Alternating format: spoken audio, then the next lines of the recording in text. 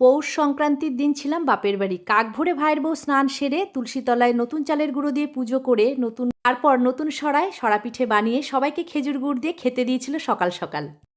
আর এই দিনটা ছিল মায়ের জন্মদিন, আর আমিও সকাল সকাল স্নান সেরে মায়ের জন্য এই কাঠের উনুনে বসে পায়েস রান্না করছিলাম। রান্নার সব দায়িত্ব নিয়েছিল বোন, কারণ সবই নিরামিষ হবে, মা নিরামিষ খাবে। ৫ রকম ভাজা করেছিল, চাটনি করেছে, ছানার ডালনা করেছে, আলুর দম করেছে, পোলাও করেছে। Happy birthday to you. Happy birthday to you. Happy birthday মা।